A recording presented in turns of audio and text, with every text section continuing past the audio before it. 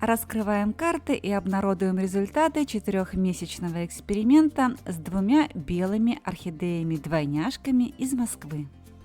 Как зацвели орхидеи, посаженные в разные системы посадки, в классическую систему посадки и открытую систему. Какая из орхидей первой распустила первый цветок и какая зацвела пышнее? И неужели цветение фаленопсисов в принципе может состояться, когда на улице почти 45? А дома нет ни кондиционера, ни даже вентилятора. Разрешать или не разрешать слабым орхидеям цвести на 2 или на 3 листьях? И почему орхидея отращивает слишком мощную корневую систему? Зачем она это делает? В каких случаях цветонос орхидеи лучше прищипнуть? И что такое верхушечная меристема цветоноса? Когда цветение фаленопсиса можно считать состоявшимся и где следует обрезать цветонос после цветения? Об этом и о многом-многом другом вы узнаете из сегодняшнего видео. Привет, друзья! Вы на канале Классика орхидейного жанра. Ну а теперь, как всегда, и обо всем по порядку. 14 апреля 2023 года вышло первое видео о получении 2 орхидей-двойняшек в посылке из Москвы от зрительницы канала Елены Тереховой. Орхидеи выросли на одном и том же материнском растении в одно и то же время на 2 разных цветоносах. Именно поэтому мы их назвали орхидеями-двойняшками. Обе молодые орхидеи путешествовали из Европы в Азию, из Москвы во Владивосток с открытой корневой системой. А это значило, что мне предстояло определить систему посадки для каждой орхидеи. Постоянные зрители канала знают, что я отдаю предпочтение классической системе посадки. При этом всякий раз я не забываю напоминать вам, что открытая система посадки более предпочтительна и более физиологична для орхидей. Орхидеи – дочери света и воздуха. Именно этого у орхидей более всего в открытой системе посадки. В то же время классическая система посадки менее энергозатратна для владельца. Нам всегда приходится искать золотую середину, и классическая система посадки – это именно та золотая середина, которую выбрала я. При этом я не могу отказать себе в удовольствии содержать некоторое небольшое количество орхидей, не более 10, в открытой системе посадки. В открытой системе посадки в пустых пластиковых горшках содержатся все мои ванды.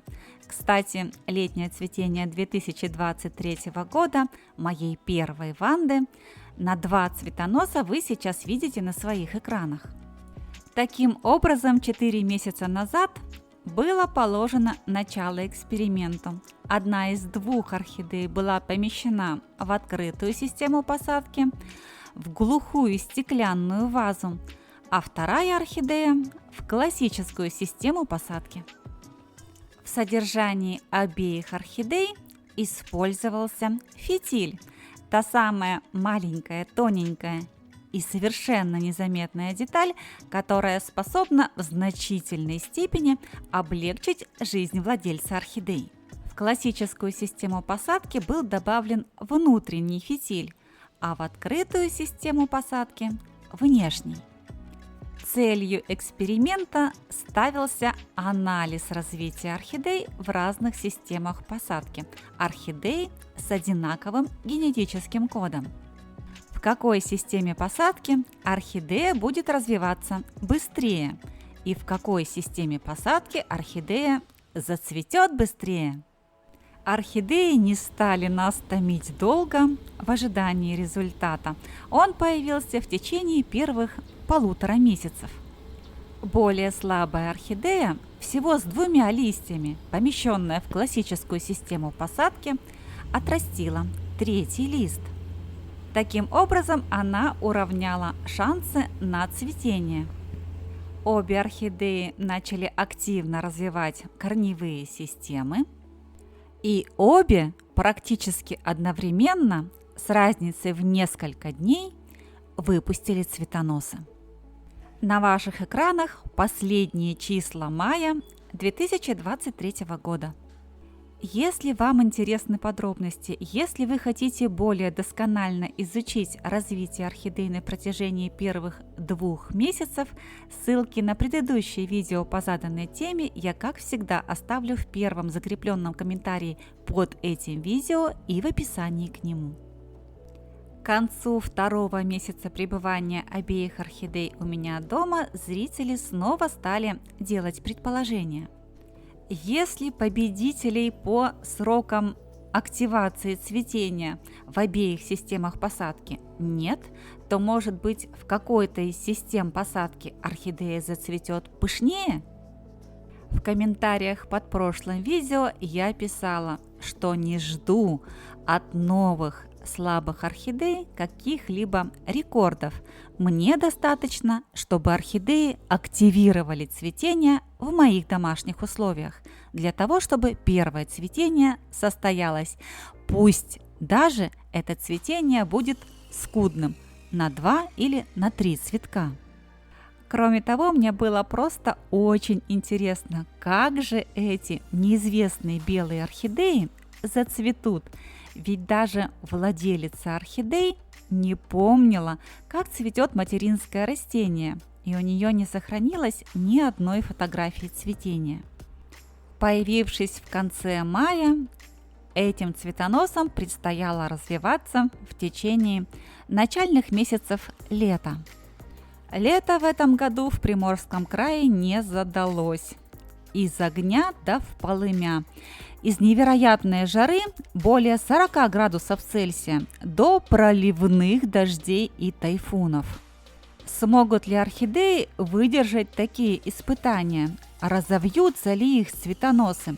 Состоится ли первое летнее домашнее цветение? На все эти вопросы можно ответить одним коротеньким словом – да. Все состоялось, все получилось, и обе орхидеи спустя 1,5 месяца благополучно начали распускать свои цветы. Первый цветок первого домашнего цветения начала распускать орхидея в классической системе посадки, опережая свою сестренку всего на несколько дней. Когда первый бутон начал распускаться, я была немного удивлена, ведь цветок орхидеи казался полностью монохромным, идеально белым. Даже выглядывающая губа казалась полностью и целиком белой.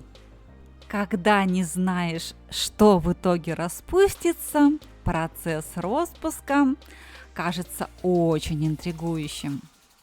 Самые внимательные зрители уже наверняка заметили, что цветонос орхидеи я формировала с помощью веточки. Как сформировать цветонос орхидеи, чтобы все цветы смотрели в одном направлении? Об этом я уже неоднократно рассказывала. Все источники света, и естественного, и искусственного, должны находиться в одном направлении от цветоноса орхидеи.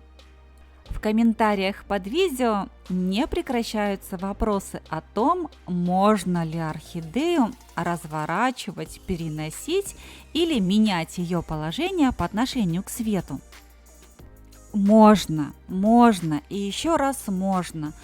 Можно переносить орхидеи, можно менять их положение по отношению к свету, но только до тех пор, пока у орхидеи не начнет формироваться цветонос, а точнее, пока на нем не начнут формироваться бутоны. Если вы хотите получить ровный цветонос с правильным расположением цветов на нем во время формирования бутонов, положение орхидеи по отношению к свету, естественному и искусственному, лучше не менять. Орхидею можно по-прежнему переставлять, передвигать, переносить из комнаты в комнату или на балкон. Но когда вы возвращаете растение на прежнее место существования, ее нужно поставить ровно в том же направлении, в каком она стояла до всех перемещений. Обратите внимание, в ходе этого видео две эти орхидеи побывали как минимум в 4-5 разных местах произрастания. При этом ни их развитие, ни их цветение от всех этих перемещений не пострадали. Обе орхидеи распустили все заложенные бутоны целиком и полностью. Ни один бутон от перестановок, передвижений, перемещений не пострадал. Как я уже сказала, первой начала распускаться орхидея в классической системе посадки, а полностью распустилась первой орхидея в открытой системе посадки. Как такое может быть, спросите вы? Все очень просто. У орхидеи в классической системе посадки было сформировано 5 бутонов, и 5-й цветок распускался чуть позже, чем последний цветок у орхидеи в открытой системе посадки, ведь у нее сформировалось всего 4 цветка.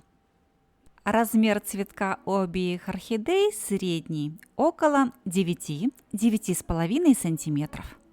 В открытой системе размер цветка чуть крупнее, но и цветов на 1 меньше. Обе орхидеи распустились полностью почти 20 дней назад, но я ждала хорошую погоду для красивых съемок. В наших дальневосточных реалиях солнце и хорошую погоду можно ждать месяцами в летний период и так и не дождаться. Поэтому большинство съемок, представленных в этом видео, велось при искусственном освещении или же в пасмурную, дождливую погоду. 9 цветов по 9 сантиметров у 2 орхидей-двойняшек. Вот такой результат пребывания орхидей дома в течение первых 4 месяцев.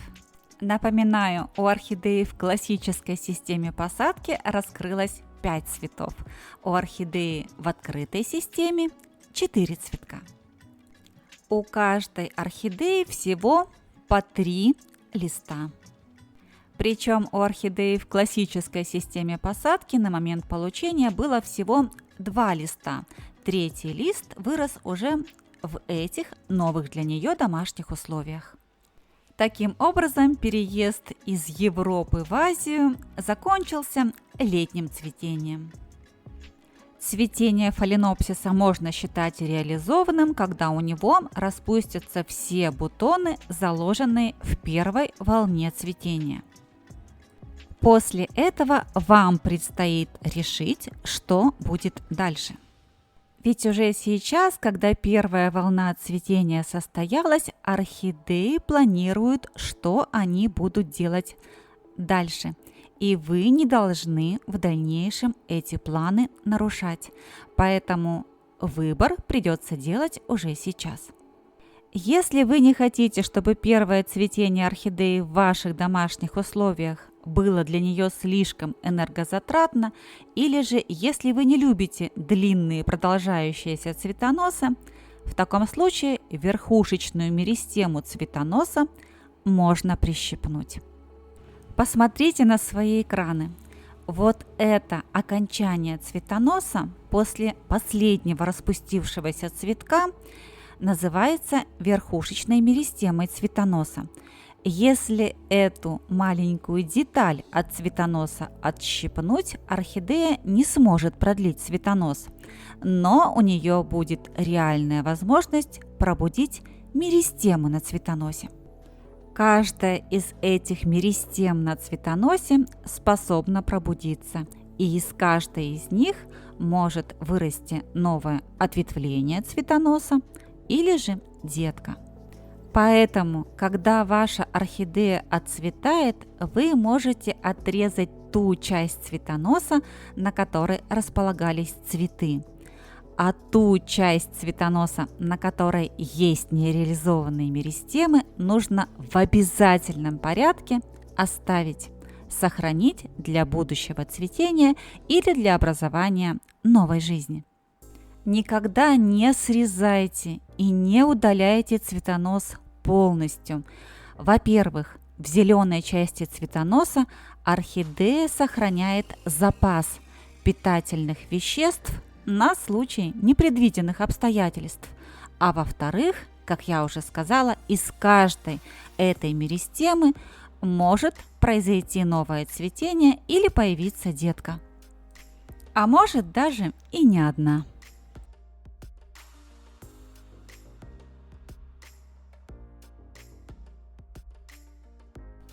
Почему орхидеи в открытой системе растят более объемную корневую систему, нежели орхидеи в классической системе посадки?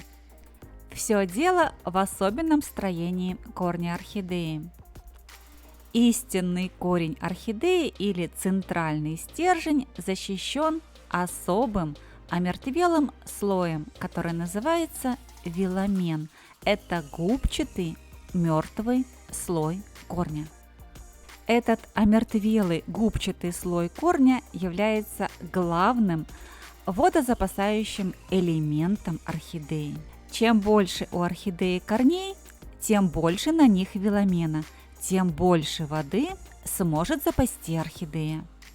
Чем больше вы будете ограничивать орхидею в потреблении воды, тем более мощную корневую систему она будет наращивать для того, чтобы в редкие минуты полива она смогла вобрать в свою корневую систему как можно большее количество воды. Именно с этой спецификой строения корня орхидеи и связано то, что я не рекомендую использовать травяные настои по корням орхидеи. Давайте разберемся почему. Виламен – это мертвый, губчатый, а следовательно фильтрующий элемент корня орхидеи. Он соберет на себя все то, что имеется в настое. Он отфильтрует собой все, что есть в травяном настое, в том числе красящий пигмент. Губчатый слой засорится и в скором времени придет в негодность. Представьте себе губку для мытья посуды, которую замочили в луково-чесночном настое, без возможности в дальнейшем прополоскать, промыть и отжать. Что будет с нею по истечению какого-то времени? Губка окрасится, засорится, в дальнейшем будет очень неприятно пахнуть и, возможно, даже сгниет. Именно поэтому по корням орхидеи мы применяем лишь те настои лекарственных растений, которые не имеют цвета. Или же производим полив исключительно чистой водой – дождевой, талой или кипяченой. В результате кипячения воды происходит ее термоумягчение. Таким образом, кипяченая вода больше подходит для полива орхидей, нежели простая отстойная. Что делать, если лето жаркое, а хочется, чтобы орхидеи цвели? В этом случае нам помогут опрыскивание орхидей. При этом необходимо помнить о всех составляющих. Во время опрыскивания орхидеям должно быть очень светло. И в комнате или в том месте, где орхидеи содержатся, должен быть хороший воздухообмен. Несколько дней назад, впервые за всю бытность моего содержания орхидей, в моей квартире появился вентилятор. И могу сказать, что с вентилятором орхидеи просыхают в разы быстрее, нежели без него. Ну а теперь настало время подведения итогов за 4 месяца содержания 2 орхидей-двойняшек в моих домашних условиях. На мой взгляд, победа все же за орхидеей, посаженной в классическую систему посадки. И вот почему. Изначально орхидея была более слабой. У нее было всего 2 листа. Орхидея в классической системе посадки первая выпустила цветонос, хоть и всего на несколько дней раньше, и сформировала большее количество бутонов, хоть всего на 1. Конечно, эти выводы нельзя считать окончательными, и будущее развитие орхидей покажет правильность этих выводов. А как считаете вы, какая из систем посадок победила? Напишите об этом в комментариях. А пока вы пишете, я еще раз скажу слова благодарности всем тем, кто принимает активнейшее участие в развитии канала. Ведь именно благодаря вам, мои дорогие зрители, канал становится интереснее, насыщеннее и информативнее. Благодаря Елене Тереховой мы с вами смогли пронаблюдать развитие на протяжении 4 месяцев 2 орхидей-двойняшек в разных системах посадки и получить вот такой дивный результат, который вы сейчас видите на своих экранах. Любимая рубрика многих «Было, стало». Вот так выглядели 2 молодые орхидеи всего 4 месяца назад, после получения их из посылки из Москвы. А вот так эти же самые орхидеи выглядят сейчас, спустя 4 месяца. Еще раз огромное спасибо всем тем, кто помогает делать канал лучше. Ну а теперь настало время прощаться. Я, как всегда, напомню вам, что 22 минуты вы провели на канале «Классика орхидейного жанра». И если вам понравилось это видео, если это видео показалось вам интересным и оказалось полезным, поставьте, пожалуйста, пальчик вверх под видео, подпишитесь на канал. Если раньше вы этого не сделали, жмите на колокольчик, чтобы первыми получать уведомления о выходе новых видео. И оставайтесь со мной, ведь впереди у нас очень много интересного.